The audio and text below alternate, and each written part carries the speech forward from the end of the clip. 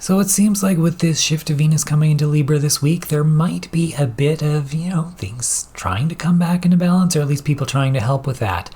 And also a message for those that tend to look a lot at the Divine Feminine, so stick around for that. Just a reminder that this is meant to be a mundane reading and not at all any kind of a personal sun sign or outcast signs kind of a forecast, so please keep that in mind when watching this. Okay, so we'll jump into the charts here, and we're going to start the week off, obviously, on Sunday, August 2nd. The only thing I really have for this day here is the sun will be in this sesqui-square to Black Moon Lilith. This feels like something's coming into the light of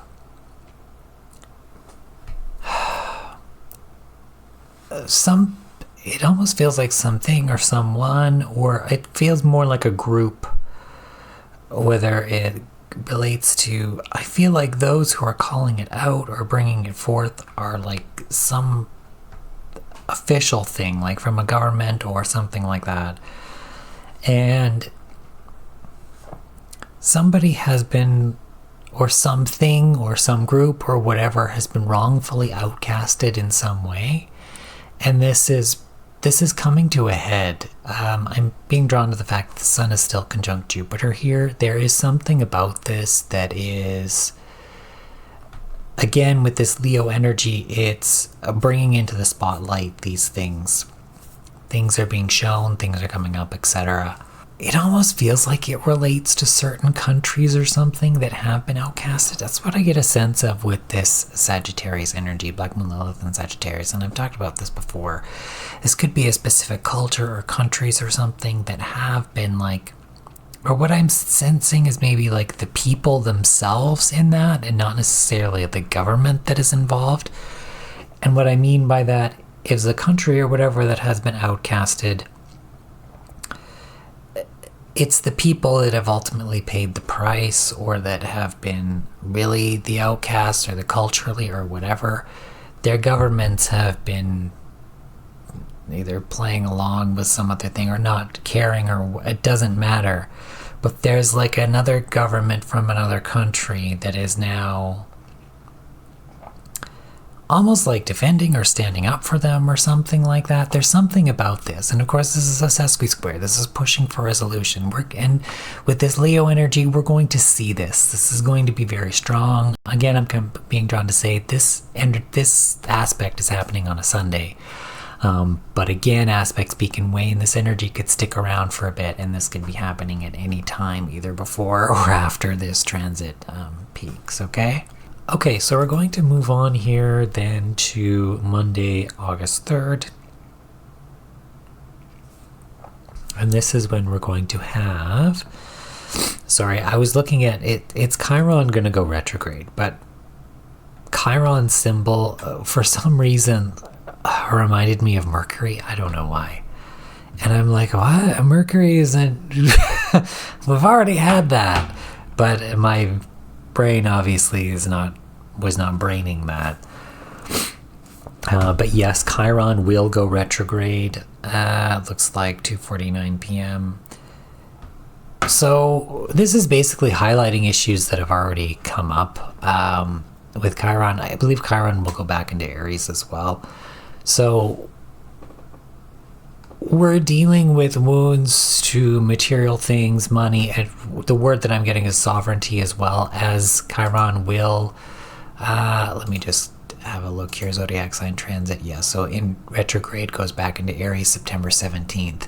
So this is going to carry on for a while, and hence why the word sovereignty was something that was really like kind of shown to me in my mind's eye when I went to say it there, surrounding this. So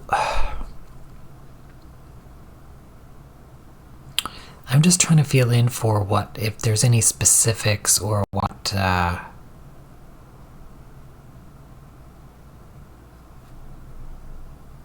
it feels like a relook. It feels like there's action that's going to be taken. It's a relooking at these things.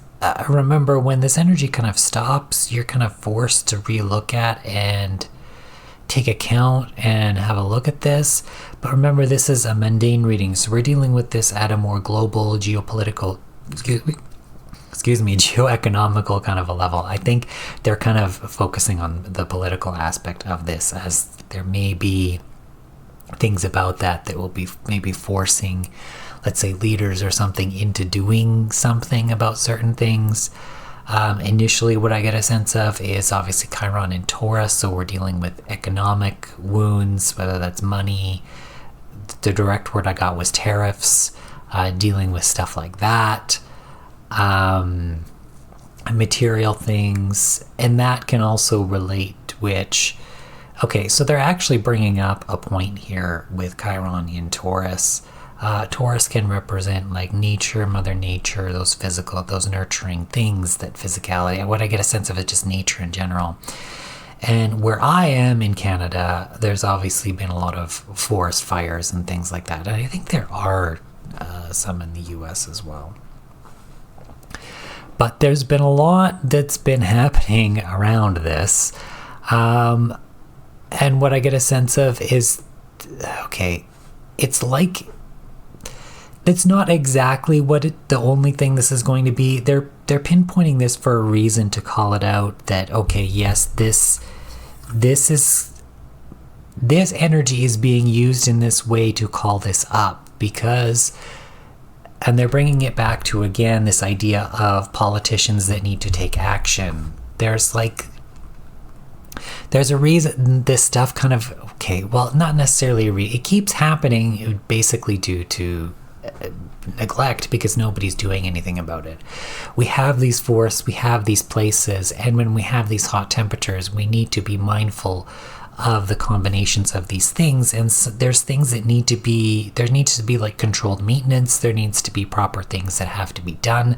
There needs to be accountability for things such as arson, or things such as people smoking around woodland areas in the summer months, or even at all, those kinds of things, and to hold proper accountability and to set appropriate restrictions and things in place to actually deal with the problem, because right now nobody's actually doing anything about any of this. And this has been ongoing for a very long time. Like, there's been, even maybe like 10 years ago, cities evacuated because of forest fires that were near them, and like the displacement and other things that have occurred. If you look in Alberta, like I think it was half of Jasper, I don't know if it's half of Jasper, but there was a lot of damage that was done in that area due to forest fires, etc. And that wasn't that long ago. But there's these things, and they're saying that the Jasper thing, because that is a national park, and there was campgrounds, businesses, a lot of stuff, that was supposed to be a big awakening moment, but they still didn't get it. Okay, they're still falling into old ways, old patterns, and old things. They still didn't get it.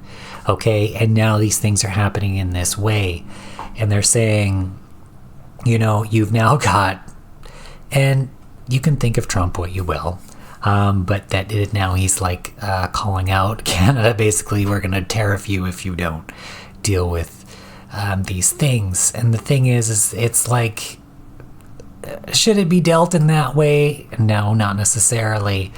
But there's also the aspect of calling it out for what it is that the awareness of that, like, something does actually need to be done about it. Obviously, a lot of people don't like Trump. Obviously, maybe the way saying tariffs or whatever, that affects a lot more than just the politicians that are involved. But the thing is something needs to be done about it, is basically what they're kind of saying or alluding to. So, and they're dealing with this as, they're just trying to point out that is how, kind of more specifically, this energy is being used, at least at this time with Chiron and Taurus. Okay, it's to bring a more forefront of awareness to that, they're saying. It's to bring more of a forefront of awareness to that. They're saying there have been other aspects and other things that have, obviously the forest fires are a prolonged thing that have been going on, but more specifically, especially where you have people like threatening tariffs against it and things like that, and making, it seems like it's maybe a bit more of a big deal now. And they're saying that it's also because now that it's happening in Eastern Canada, more near the capital of the country, you know, like it's near Toronto, out of like that area where they've had a lot of smoke and stuff. It's really pushing now those larger populations, because usually it happens in the prairies, but now it's like, okay, like you guys, hello, wake up. It's happening like right near the capital, Ottawa, where it's like, hey, you've got to do something about this, right? That's kind of more of the key. It's like it's a more visual, physical wound of that mother nature, of that reality that is now more coming to light, and pushing that almost in people's faces, right? And they're saying it's the politicians and the leaders that need to be dealing with it, because they're the ones with the resources and things and the abilities to do this kind of stuff. It's not like the regular average Joe can't, like, there's not much they can do. Like maybe communities could come together to help with forest fire mitigations or something, but like there's still a limited amount that a lot of people, they could do something, but there's still a limit. It's still limited. You need the backing of those that have the power to actually do something about it, which is maybe why it's being attempting more to be thrown in their face.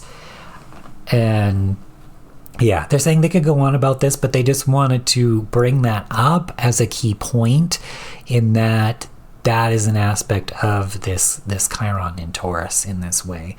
However, they're saying that is not the full point of the retrograde itself. They're like, yeah, that will be highlighted again as one of the things. However, on a more broader global scale, we're dealing with more, what I get a sense of is economic, trade, that kind of stuff, that is more so of an issue that's more specific with Chiron and Taurus. As we retrograde back into Aries, it's going to be more around the themes of independence, sovereignty, that kind of thing, again, that will arise. That has not yet gone away. Excuse me. Okay, so that is basically Chiron retrograde. So let's move on to oh, here, I didn't even have it on the right day. So now that I have it on the 3rd, you can see I only switched on my phone here on my list, but you can see that Chiron is retrograde. Okay, let's move on to the 4th then here. Make sure I can get this working. There we go. So now we're going to have Mars here in opposition to Black Moon Lilith. And also, okay, they're saying this kind of they play a role together, and also in this biquintile to Juno retrograde. There's an aspect of partnership involved here. It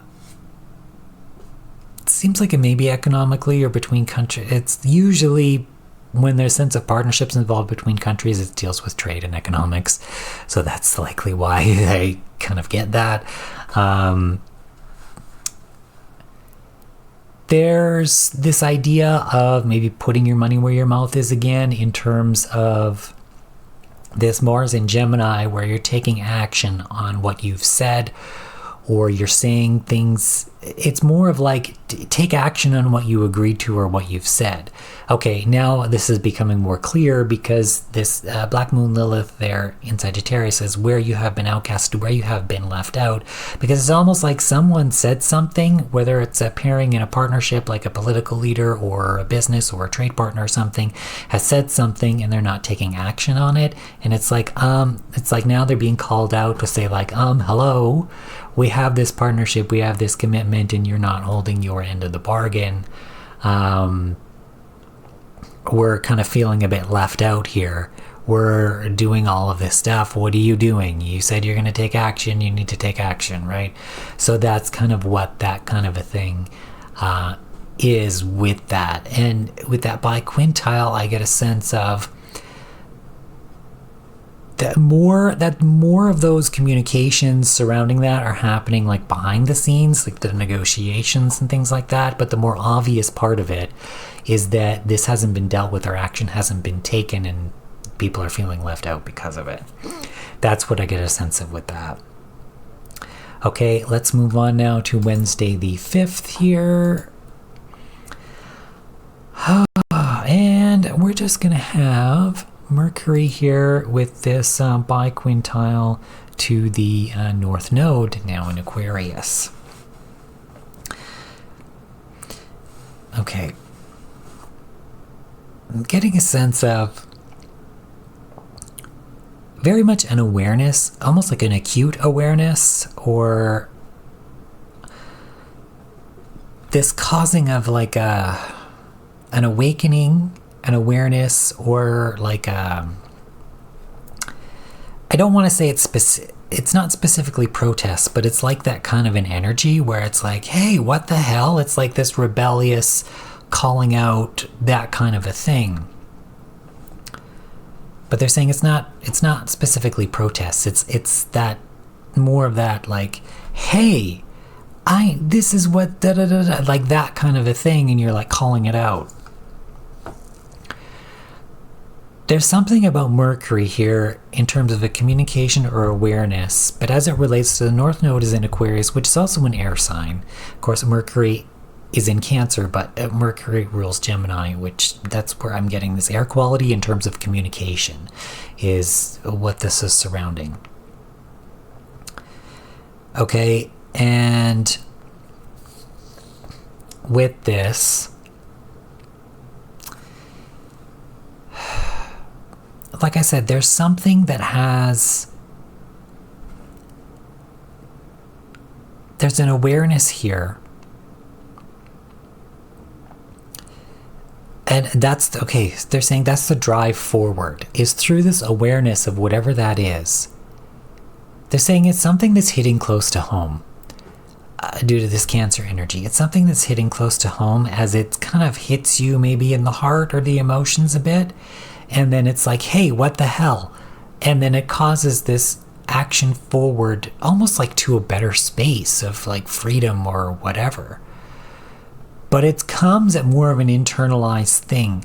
They're saying that this is maybe more of a collective or a specific group that is becoming more aware and maybe calling this out, and not necessarily. It's not necessarily a protest, but it's almost like a calling out of it in some way. I have no idea how exactly this is going to play out. But it's something along those lines. Okay, let's just move on here. We're going to go to Thursday the 6th. This is when we're going to have Venus now coming into Libra. Okay, there's something they want to say here outside of the astrology. I think with Venus and Libra, this is coming up because of being reminded of, Venus, where people think of the feminine, or Libra. There's more of like a divine feminine kind of an energy here. One thing that they do want to mention is that there's a lot of people out there that tend to talk about the divine feminine, and they want you to recognize that it is about the balance between both. And they're hitting this, I think, because of this Libra energy as well. This isn't about this transit, this is just a general thing. But they're wanting to mention this. So it is not specifically about just the divine feminine or just the divine masculine. It is about the balance that exists between both. It is the requirement of both, the balance of both, that one is not inherently better. Excuse me, when I burp, when that happens, it's usually them saying pay attention to this. One is not inherently better than the other. Okay, they are different, yes, but different does not mean a comparison of one is better than the other, or greater than, or less than. Different just means different, and they are powerful in their own unique ways through that difference. But they work together, drawing me to the sign of like the yin yang, where you have obviously the black and the white, but there's the two dots where they each have their own the opposite color in each other's kind of color. Basically, I'm not describing this very well, but you know what I mean.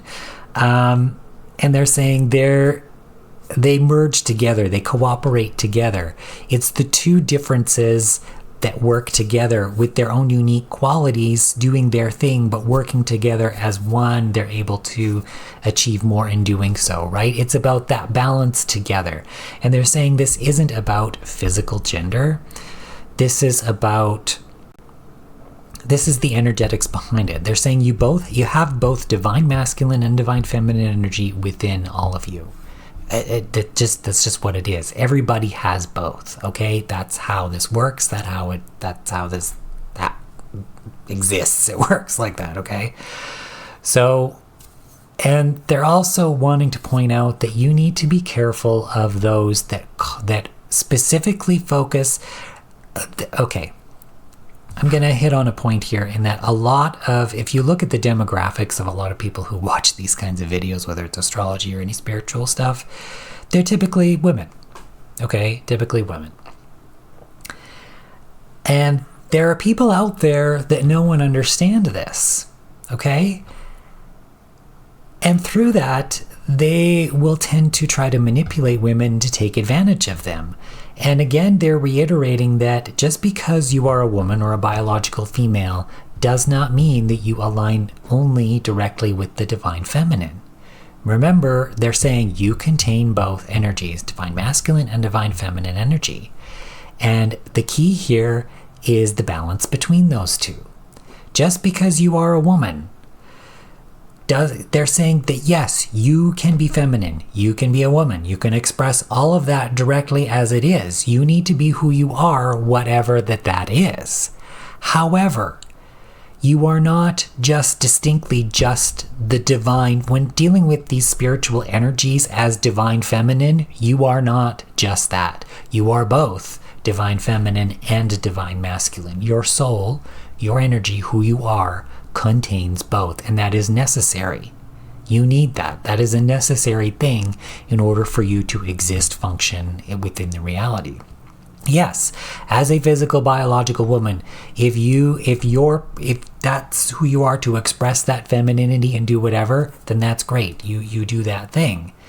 But what they're saying is that energetically, on a spiritual level, you contain both, and you need to be careful of those.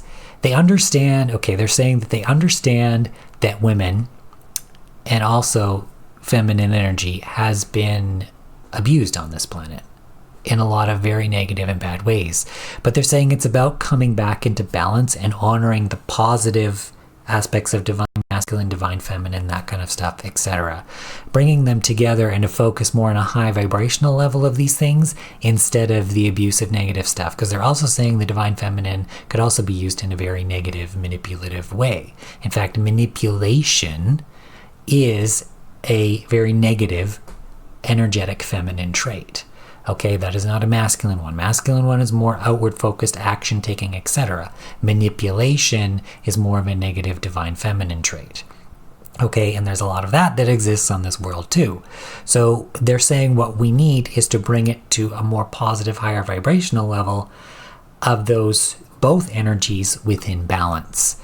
Okay, it's not about one is better than the other or bring one back or whatever. They're saying it's a complex mix of confusion that has been pushed upon a lot of people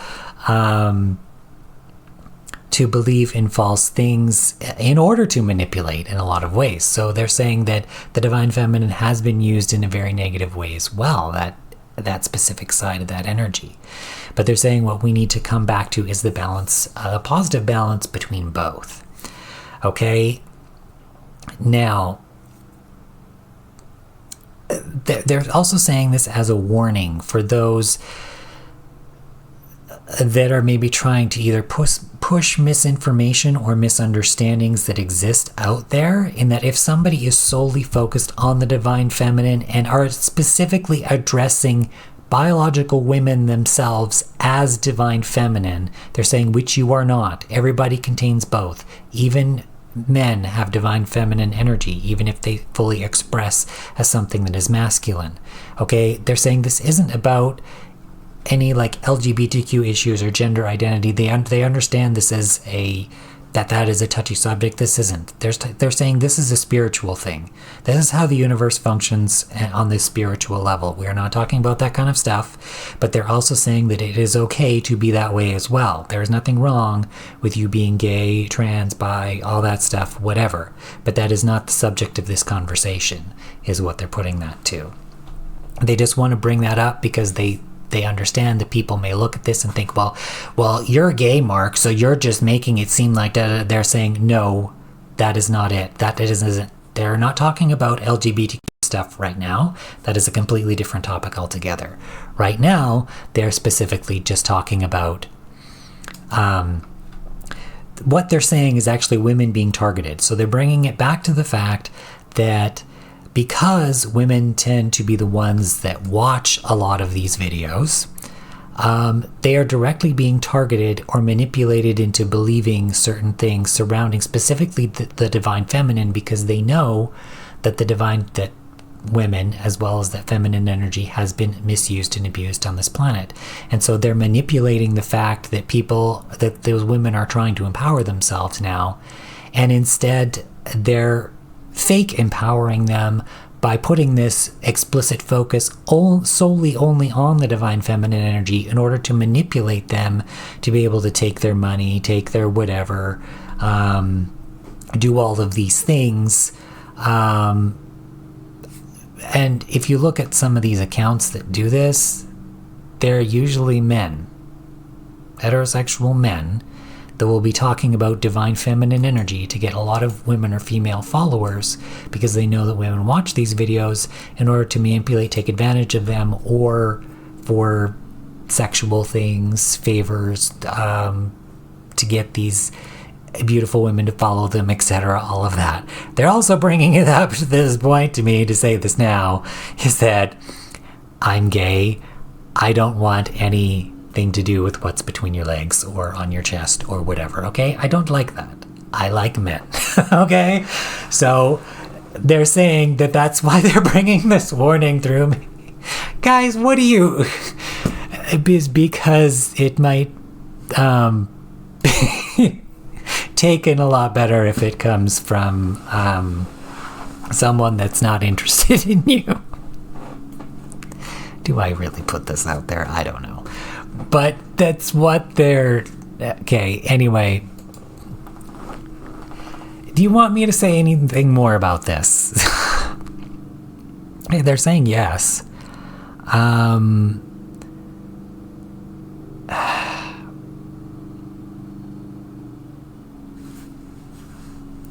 Okay, so they're saying that they want... Okay, they're kind of making it like this. They're saying that women have typically, for the most part, supported gay men, and gays usually typically support women. So they're kind of they're using this to their in a way to kind of it's in a way to kind of balance it out, to give thanks back for the support that a lot of physical women have done, maybe specifically towards me, but also like other gay men and stuff as well, to help in that supportive figure, to try to be like, hey girl, look, you need to watch out for these dudes that are out there that could be trying to take advantage of you in this way. They're also saying to also not take my word for it directly, in a sense that question everything that you come across, including my own stuff. Okay, question it. Seriously, actually question it. Question the validity of what people actually post on the internet, whether it's mine, whether it's somebody else's. They're going back to the divine feminine thing. If you see a specific male figure that is strongly focused on the divine feminine, putting it up on a pedestal and constantly saying, yes, yes, yes, and they've got all these women following after them, don't you think that that could be a bit of a red flag? You know what I'm saying? So they're saying because of that, actually take a hard look and learn to question things. Question, and understand what could be the motive behind doing these kinds of things.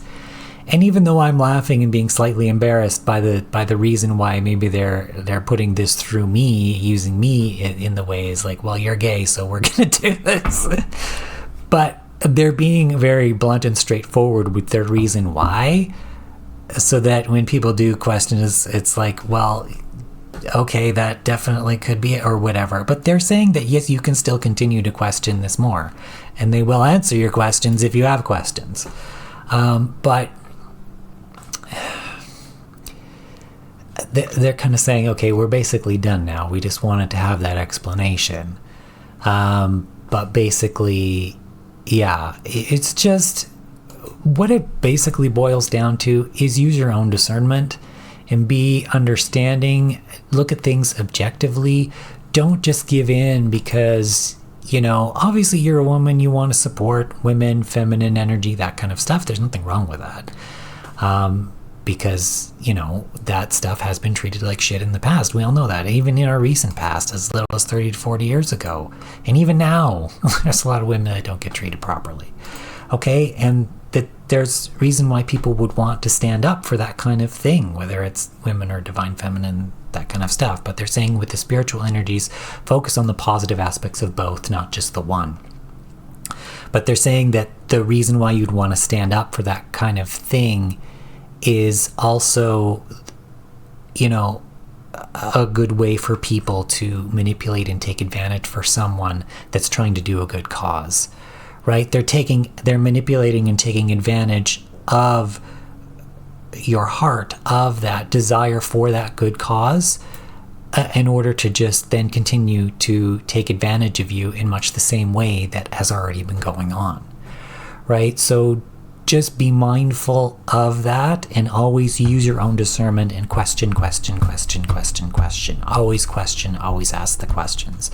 Why? What is it doing? What could be the purpose for this? What is the reason behind this? Okay, so just understand and use that as a warning. And they're saying that in a lot of ways the same could be, they're saying this doesn't really happen, but it could be the exact opposite towards men as well. There could be women out there, or even, let's say, a gay man who is, let's say, wanting more men on their channel, and they specifically start talking about, oh, the divine masculine, and you're so great, and like all of these things, when it's like, okay, no. Right? It's about both, and you can't just, they're saying energetically or spiritual in a way, you can't necessarily have one without the other. They're saying you can, but it's like but what it boils down to is everybody has both. No matter how you break things down, on a soul level in who you are as an individual being, you have both. It's like that, for whatever reason, that's how this works.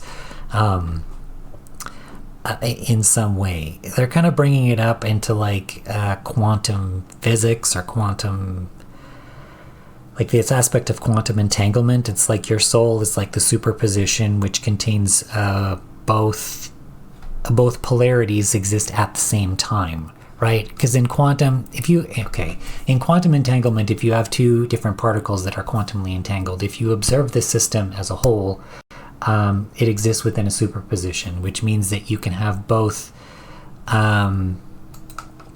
let's say it's just the particle, you can have both, you see both positive, and they can exist as both positive and negative at the same time. Whereas if you observe them individually, even though they're entangled, if you observe one, automatically both shift into their own polarity, as in one is positive, one turns negative, right? Even just from viewing the one. Okay, that's that aspect of quantum entanglement. You're going to look that up for more. But they're saying that quantum physics, we don't understand it to the full extent of which we should. But they're saying what science has observed, they're saying that a lot of the observations are correct, but our understandings are still, the word they're using is severely limited in terms of that understanding. But they're saying that yes, it does relate to that quantum physics element, in that your soul, when viewed as the one, is as in essence that superposition where it has both polarities that exist at the same time. Okay, and that's how it just, I'm not going to get further into this because it's not really for this video, and it can get into very complex scientific things. But yeah, now that I've discussed that, they're saying that they want to bring this message through just to make people aware. And they're ultimately saying that there's a lot of misinformation out there, but what they're saying to do is to question everything that you see, question the validity of everything you see, including even my own stuff. They're saying question the validity of everything, because that is the only way you're going to get to the truth and find the correct answer. Okay, let's move on. So Venus entering into Libra.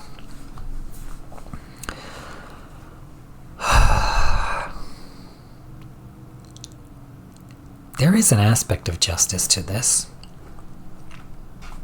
Justice and balance.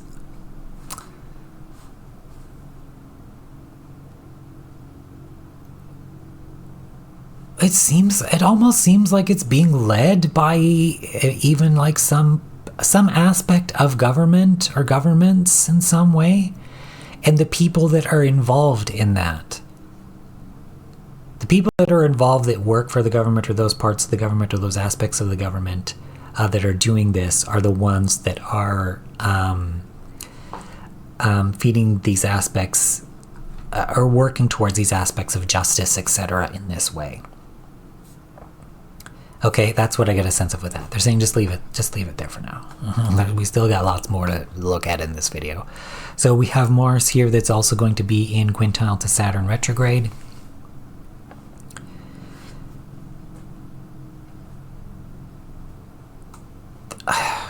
Almost what I get a sense of is this is in a way calling out those who haven't taken action on things towards either setting appropriate boundaries or doing those things for their benefit of their own, what I get a sense of, for the benefit of their own people, for the sovereignty of their country, for the benefit of their own people.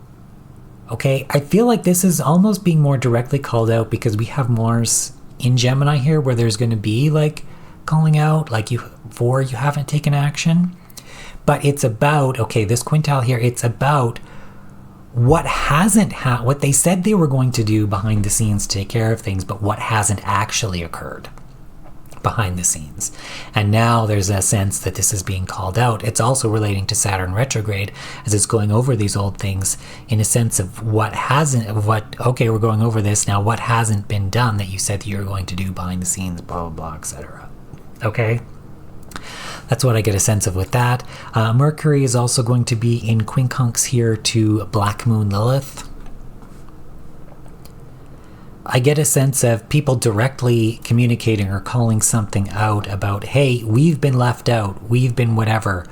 But this is like a group of people, as in, let's say, like a country or a specific culture, a group of people, something like that, etc., that is calling this out.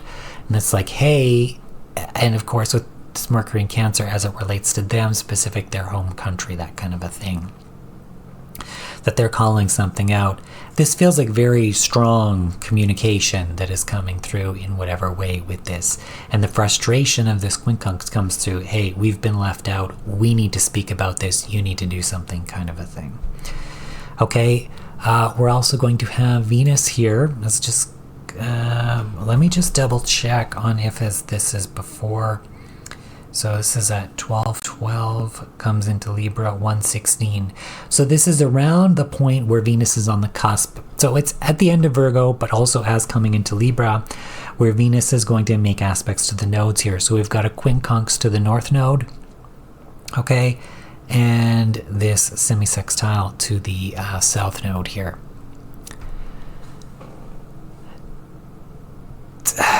It's surrounding that aspect of justice that I talked about, as this is on the precipice of this ingress, but it carries on the practical moves of the people that are involved in performing whatever this justice is. Okay? And it's almost like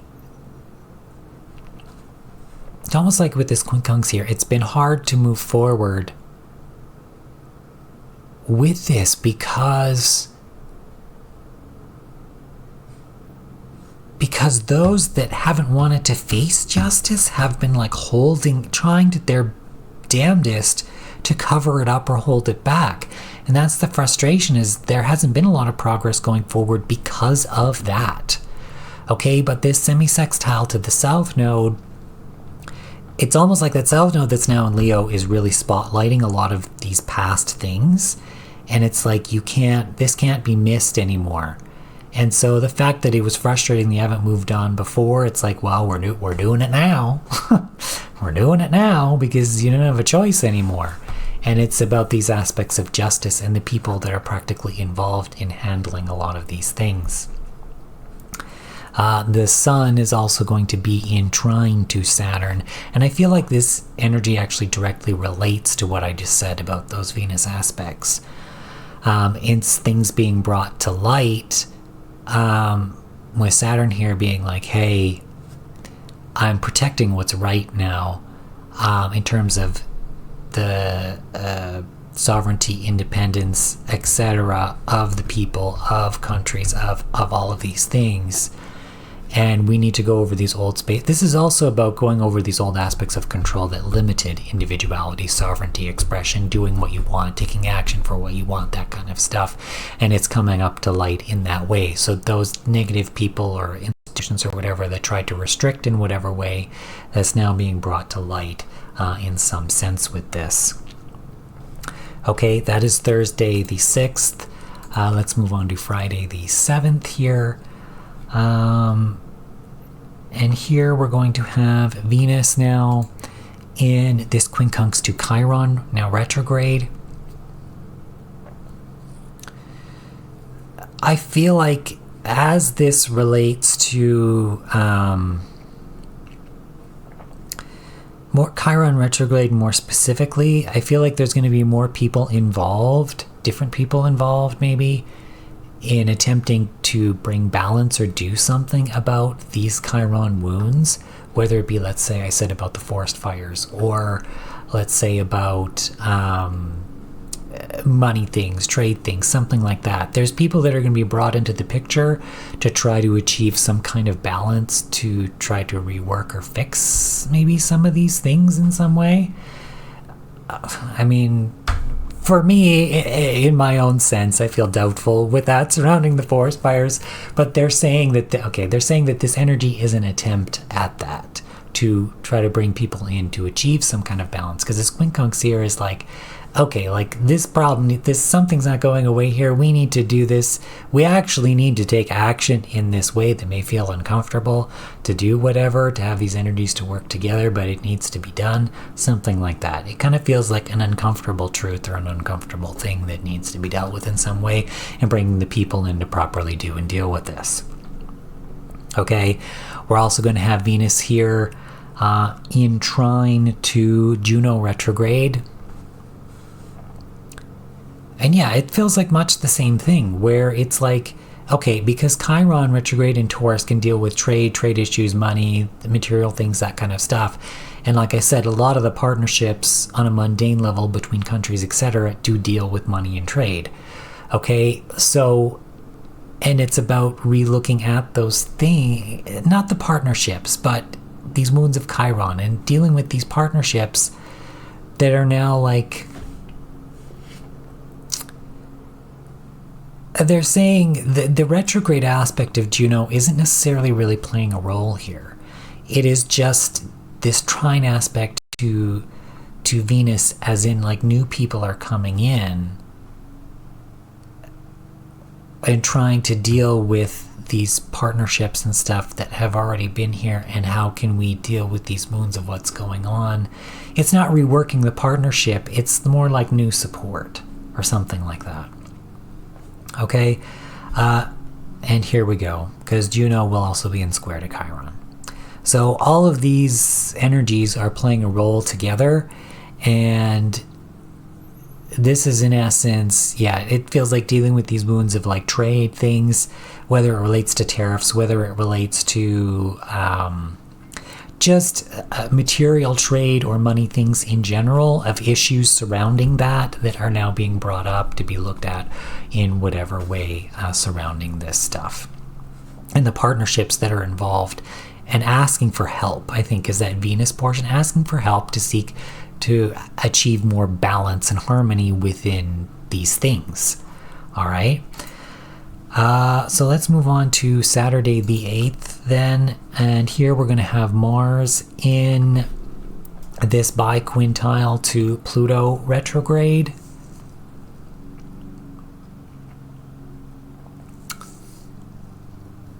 This, I get a sense of it feels like calling out inaction. Calling out, you said you were going to do this, but you're not. You said you're going to take care of these things and you're going to look after the people or you're going to do whatever, and you're not. You didn't. Okay, that's what I get a sense of with that. It's calling people out. Because I said with Mars coming into Gemini, it's putting your money where your mouth is. And this is calling out where people weren't putting their money where their mouth is. But it feels like it's also not just in that it wasn't just the things that happened with the Mars and Gemini transit. This could be things that happened a long time ago in history where it's like, well, you said your country was going to do this and nothing happened. Or this agreement was written 30 years ago and you've never upheld it, or something like that. That happened, and it's now being almost like forced to be looked at. But with this biquintile, it feels like something that just comes up from behind the scenes. It's almost like it gets washed up on shore. And it's like, oh, hey, this is a thing. Remember this? And it just kind of shows up from behind the scenes somewhere. It's like someone is just kind of pushing it into somebody's awareness. And it's like, we need to take a good hard look at this and relook at this to rework and transform and ultimately move forward in whatever way. Mercury as well here is going to be in semisextile to Mars. This is just highlighting they're saying it's more of the communicative aspect. This is happening on the home front within like specific home countries, etc., and dealing with their partnerships with other countries, etc., in that way.